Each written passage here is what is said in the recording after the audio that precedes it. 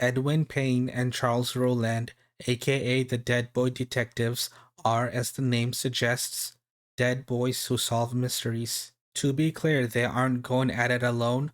There are other members on the agency, but the others are alive. The English detective duo was created by Neil Gaiman and Matt Wagner. Neil Gaiman is the writer of the Sandman comics, and Matt Wagner is one of the artists for the Sandman. Matt Wagner is an amazing artist who has worked on numerous other comics, such as Etrigan the Demon and Batman. The detectives made their first appearance on the Sandman number 25 Season of the Mist. Since then, they've made appearances in a range of other Sandman related comics, and they eventually got a mini-series of their own. If you've watched Doom Patrol on Max, you are already somewhat familiar with the duo, and I'm sure we'll eventually see them in Netflix's The Sandman adaptation. However, the actors that portrayed the Dead Boy detectives on Doom Patrol are not the same leads for this show.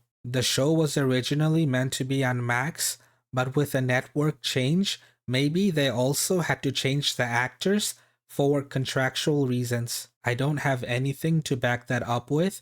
It's just speculation on my part, but I think the actors from this show will reprise their roles on the Sandman adaptation. I think that's an obvious take because, well, they're the leads of the actual Dead Boy Detectives show, and the Dead Boy Detectives and the Sandman are on the same universe and the same streaming service. While alive, Charles met Edwin at St. Hilarion's School for Boys after Hell was cleared out. Edwin had been dead for decades by then and was a resident of Hell. Charles, like Edwin, is eventually murdered at the age of 13.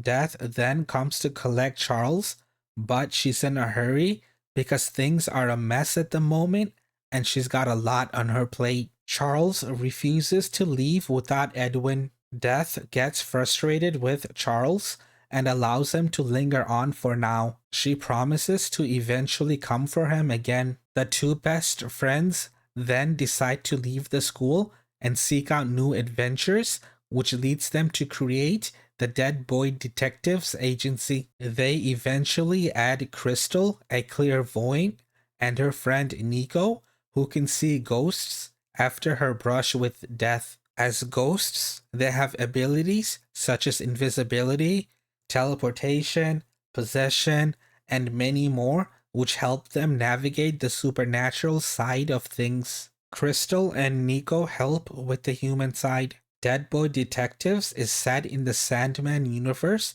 and that's why it's important Neil Gaiman is involved as an executive producer. I expect there will be some changes to the source material.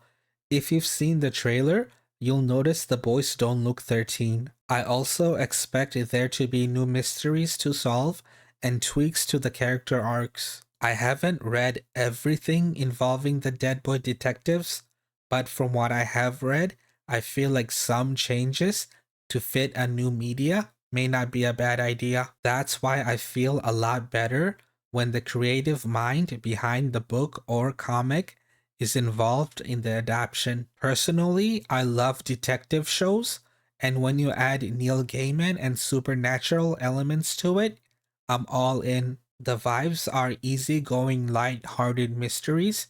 It should be a fun watch. I think this will be a solid show. Netflix released a sneak peek of the show, which I will link in the description box below. You won't need a Netflix account to watch it.